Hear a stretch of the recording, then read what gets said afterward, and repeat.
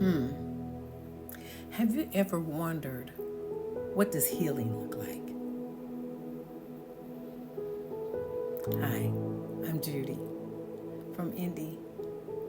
What does healing look like? Could you describe it? If it was physical, I guess we could say if somebody broke their leg, we would see them maybe with a cast or the leg wrapped up, or if it was just a slight injury with some crutches or a cane. If someone had an injury, maybe hit with a ball while playing baseball or something, I suppose we would see that healing as it probably would start off with a big knot there that would then turn into a bruise, maybe kind of brown or red, depending on your skin color, of course. Well, even still, if you got a tooth knocked out, then you would have a tooth missing. That's number one. Probably be some blood. And then the bleeding would stop. And eventually that area would heal and you could get it replaced with another tooth, gold tooth, or a replacement of some kind. Let's talk about mental healing. What does healing look like? If I said, what does healing look like, I would probably be trying to figure out, how do you heal from a hurt, from abuse, from being misused? Healing can look like a lot of different things. And when I say healing can look like a lot of different things, let's think about this. Healing can come sometimes as bitterness. It's not complete healingness, but that's going through the process. So healing could show up as bitterness. It could show up as depression. That's kind of not going in the right direction, but sometimes that healing process takes us through those different steps, doesn't it? If you think about healing, you say, well, how do I know I'm being healed? Things will start to get easier. Things will start to get better. Maybe you're going through some depression, and then maybe you weren't sleeping well. Maybe you just had no desire to do the things that you used to love doing. And now all of a sudden, things seem to be getting a little better. Seems like, I'm feeling a little better about this. You're able to start having interest in things that you used to do again. Sleeping comes more easily. Your appetite is coming back. Before maybe you had lost your appetite and things. Sometimes that's the process of healing. Sometimes we look at healing as far as grieving. And then we wonder how we're ever going to get better, how we're ever going to get over it. Let me first of all tell you this. When you're grieving, don't ever let anyone tell you that you have grieved long enough. Don't ever let anyone tell you that you have grieved long enough. Nobody can tell you what long enough is. It's what's long enough for them. It doesn't mean it's what's long enough for you.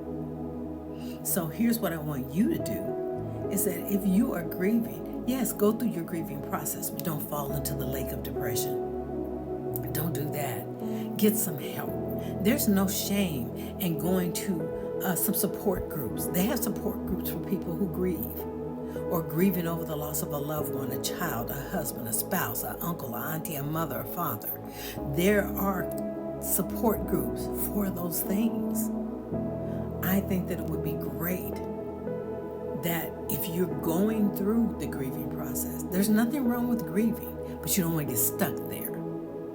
So we need to go through a healing process. And sometimes that healing comes through talking to others. Sometimes that healing comes through going to some support groups. Sometimes that healing comes through being able to live through and maybe even look over some of the things. If it was a loved one, just to hold them dear to you and just look at them sometimes. Talk about that loved one. Talk about how much you love them. Talk about some of the funny things they did, right?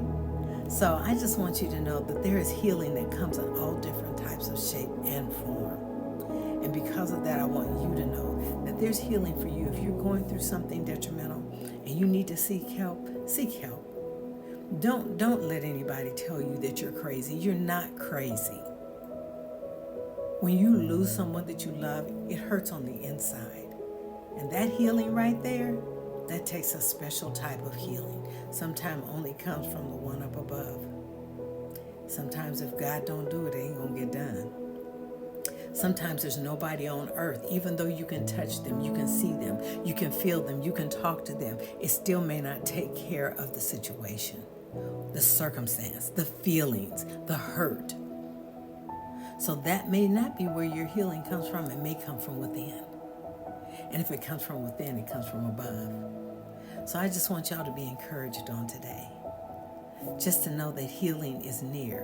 Whatever kind of healing you're in need of, there's healing for everything.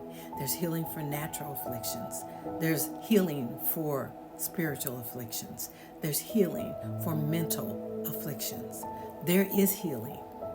And what does it look like? It looks like something different for everybody.